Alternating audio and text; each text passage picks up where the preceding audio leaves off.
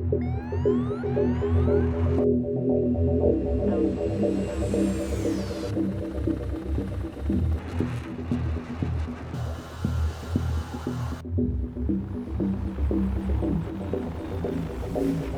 everybody, synicalmanor here, and today we're going to go over the radar of the Mirage 2000.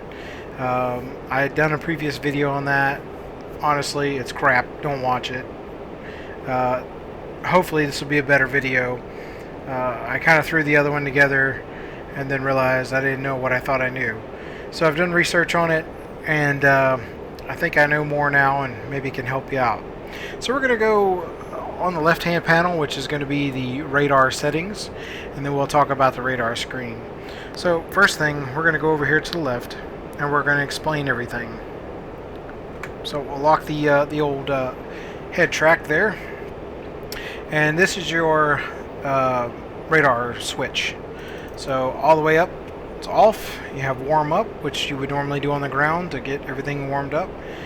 And then standby, which means the radar is on, but it's not emitting, and of course emit. Off of that, you have a reset switch.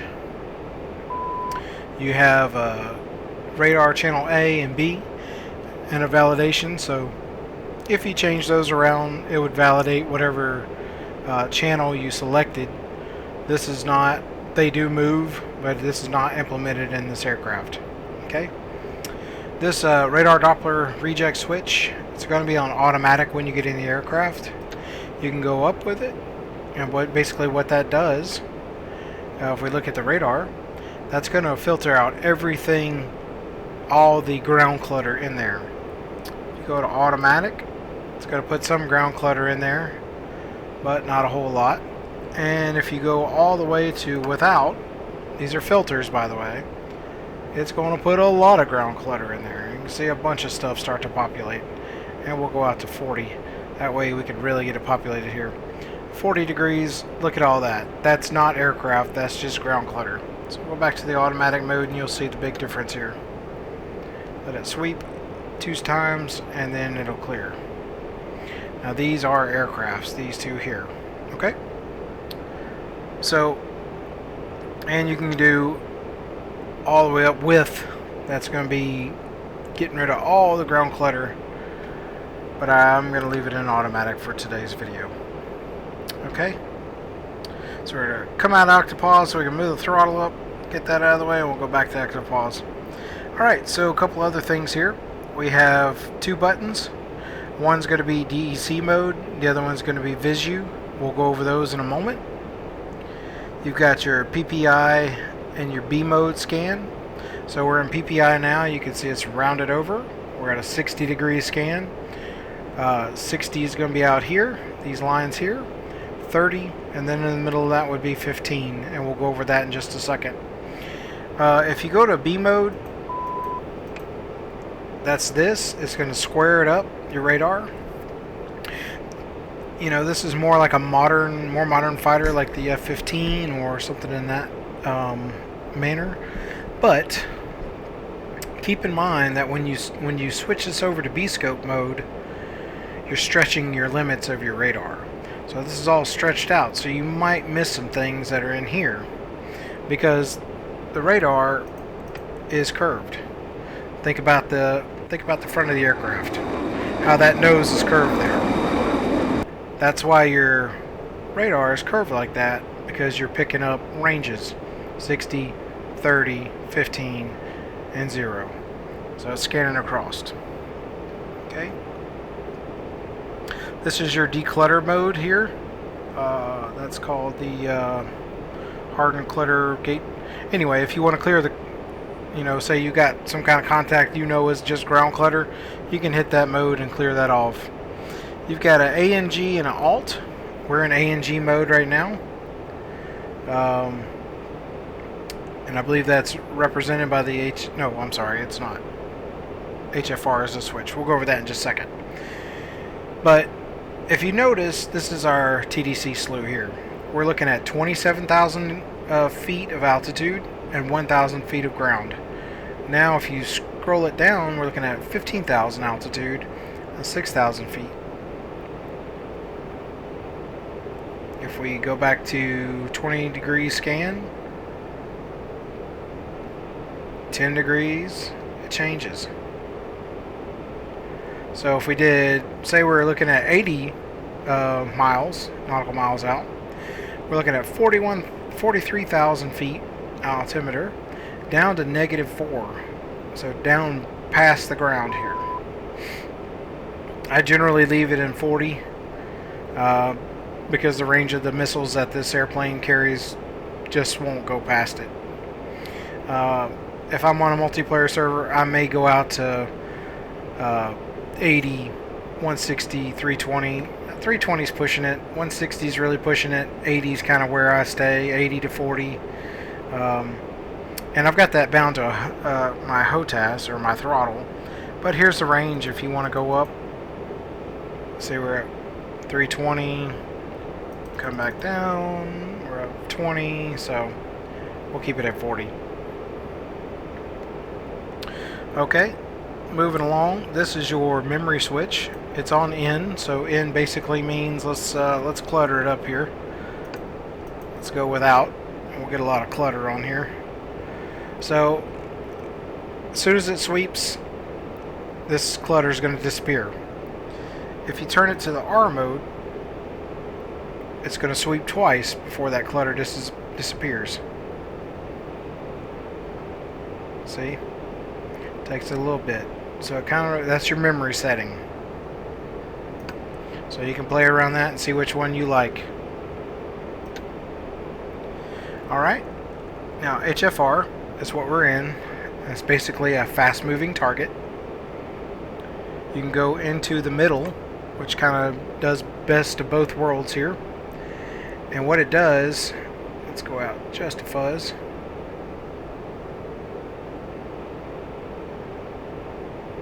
Generally it starts to pick up ground clutter, but I think because we're over the water, it's maybe not doing it. There it goes. And then if you go down to BFR, that's going to be for a slower moving target, like a helicopter or a tank or something like that, something you're looking for. More or less it's going to be a helicopter or something like that, something slow.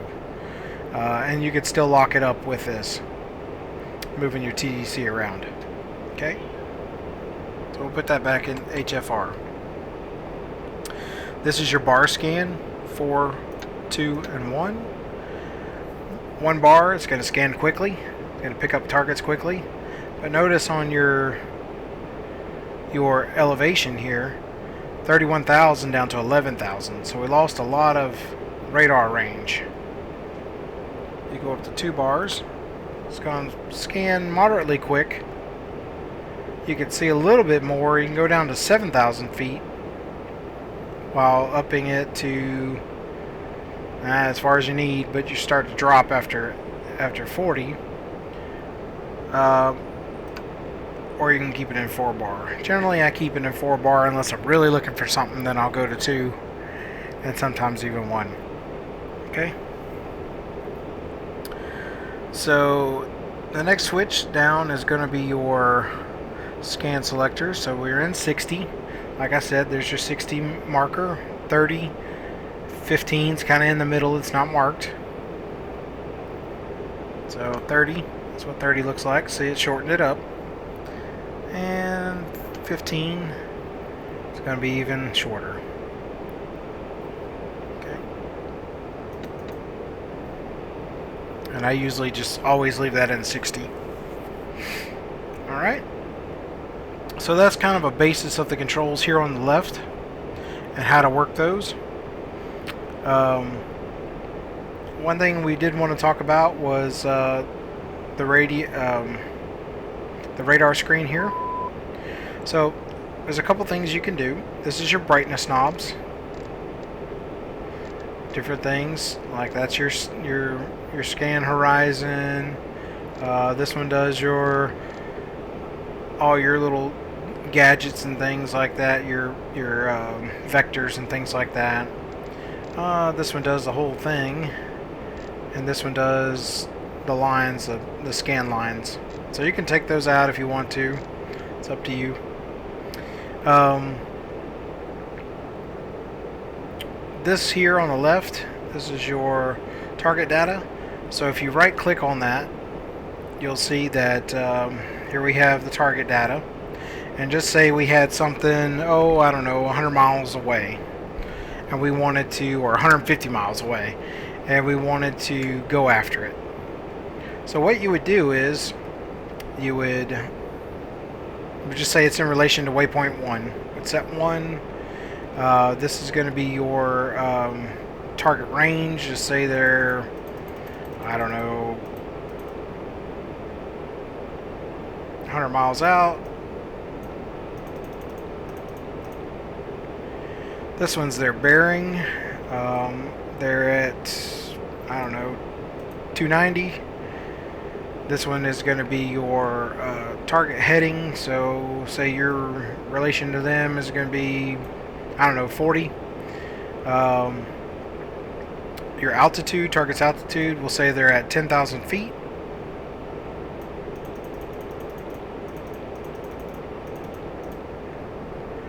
This one is their Mach. We'll say they're at Mach 1. And this is going to be their target age. I really don't know what that one is. I couldn't find any information on that. So I'm just going to set it to 1. Now once you've got all this set up, you'll left click on here to validate it. And you'll see it shows a line to that target. And if you turn towards that, it would vector you right to that target. So it would show that we're negative 224 knots away from them because we're pointed basically almost the opposite direction. They're moving at Mach 1, and their heading is 40, and their altitude is 10,000 feet. So to clear that, you go down here to your theta switch, and that's going to clear all that off. Okay, so we're going to talk about locking up targets now. So basically on our TDC, we've got some targets out here, and we're going to go ahead, we're going to use a couple symbologies here. We're going to use the TDC depress to lock the target. We're also going to use the STT TWS mode, so scan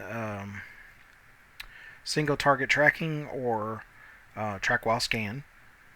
And those are the two things that we'll need, and we'll also need the nose wheel steering button.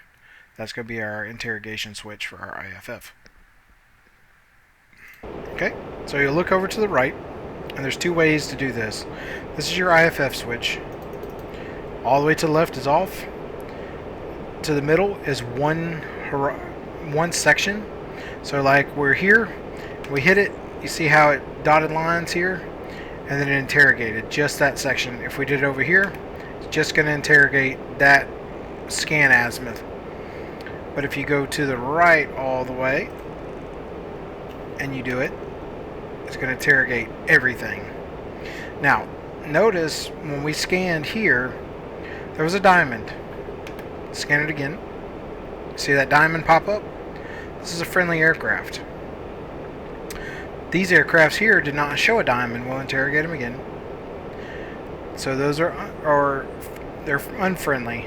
They're enemy. Okay? So that's how that works.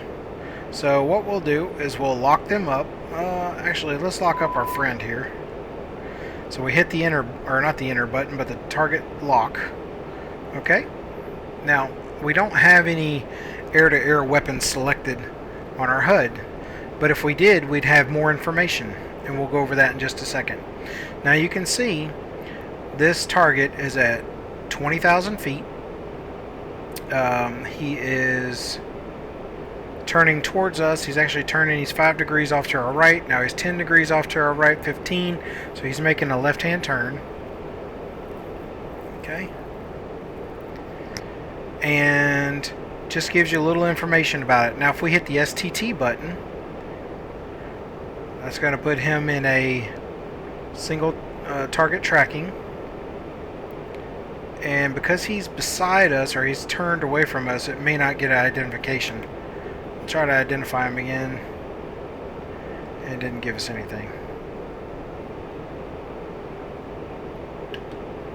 We'll go ahead and lose the track. And to do that, to lose that track, what you're going to do is you're going to have a weapon system CMD depress. And that's going to just deselect the track. Okay, so we'll lock him up again. Okay, there he is. We'll identify him. He's coming back friendly. And we'll go ahead and hit our STT button. And he's turning, so it may or may not give it to us here. In other words, it should, if he was nose on with us, this should pop up as F14. And it's because he's turning is why it's not. I was hoping it would clear out so I could show you. But you notice that the other aircraft have disappeared. That's because we're in STT mode, single target tracking. If we go back to PSIC mode or TWS, either way, we can see the other targets there. There it goes, F14, because he's nose on with us pretty much right now. So now it tells us he's an F14. So we know he's friendly because we've identified him. And, well, it's not showing now. Let's take him out of, put him in TWS, and we'll identify him again. So we know he's friendly. He's got a little diamond there, and there's two other contacts. So what we'll do is we'll select the, we'll turn our master arm on, select the Super 530. And we'll come out back to pause, so we'll turn towards him.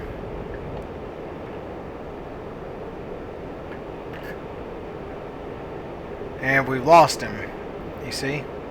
There he is, but for some reason we've lost the track. So we'll hit that just to clear it. We'll come back over here and we'll lock him up again. And there he is.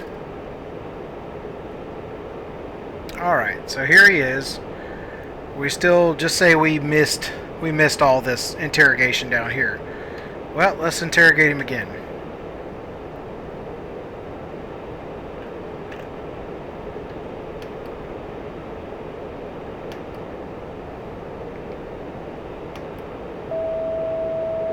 And you see we interrogated him. I had to hit the STT mode.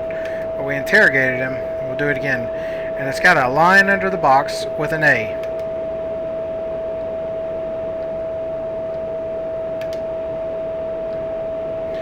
And you see that means he's friendly.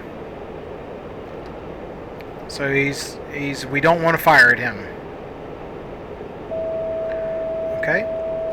So right now we're getting tone on him. But we're out of range. This is your minimum range. This is your maximum target hit range. So what we would do is we'd wait for that. It'll start beeping here in a second. We're in the minimum range. Now we're in the maximum kill range. We'd fire at this point.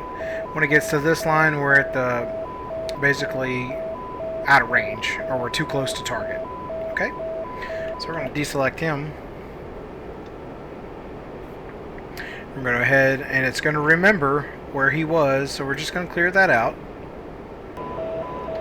Alright, so what we've done is we've come up and we found a MiG-21. We're going to identify him.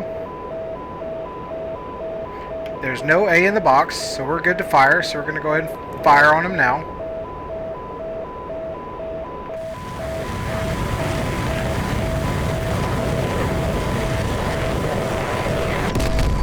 And that's one Super 530 that took one out. Alright, so he's down. We know he's down.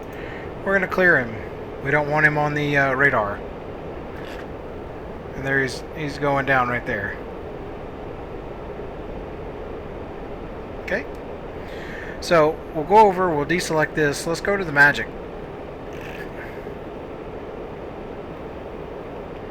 Alright, so we got the magic. And we'll see if we can't find that other guy. Alright, so now we're using the magics. what we're going to do for that, we're on an intercept course, so this little square is our intercept course, and we've lost him. So he's probably diving down, acting dumb. So there he is again. We're going to IFF him.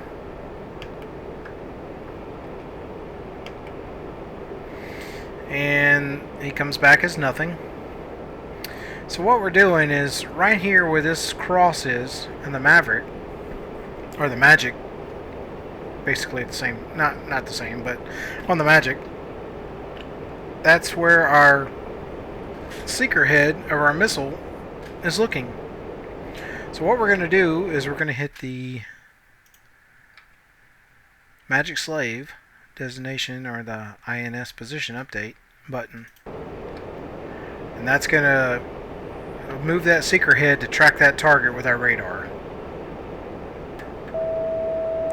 We have tone, but we're still out of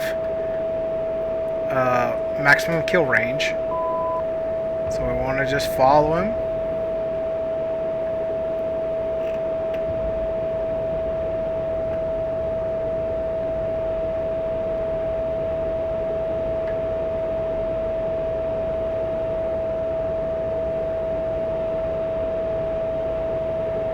We're waiting for that to cross that line there, get to that line.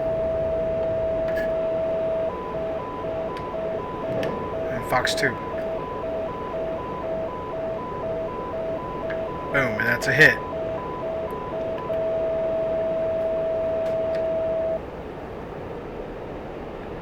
And down he goes. So hopefully that was a little more information on how to use your radar.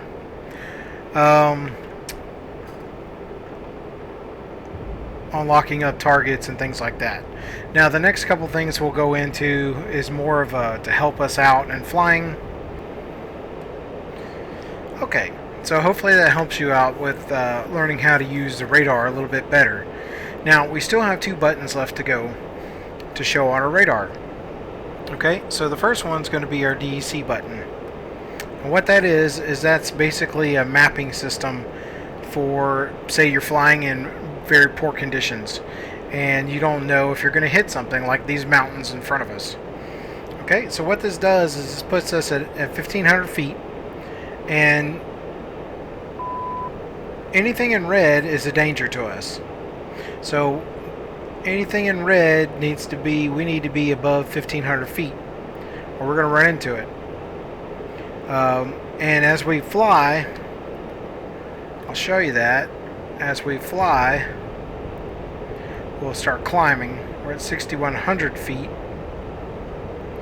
Basically, this is giving us 1,500 feet underneath our aircraft that we're okay. Turn more into the mountain here.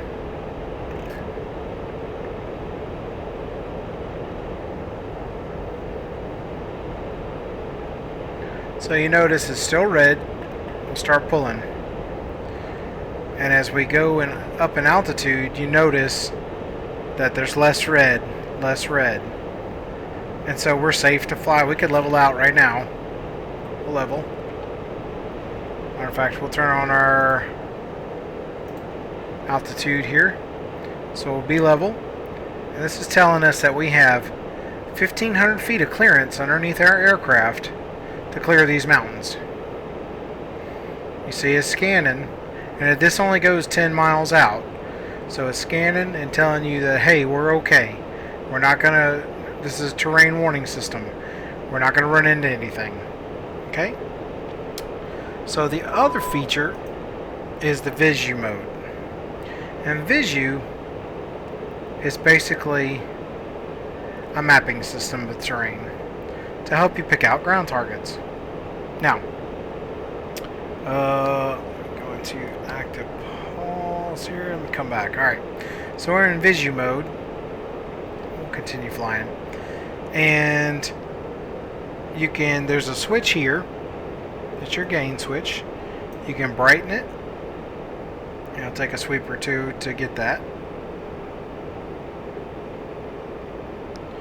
Or you can lessen it. But this is to help you pick out ground targets. And it's very difficult to use. I guess once you get your eyes trained to what you're looking at, you can see it. But for me, I just see green and black blurs. So, but that's to help you out with that.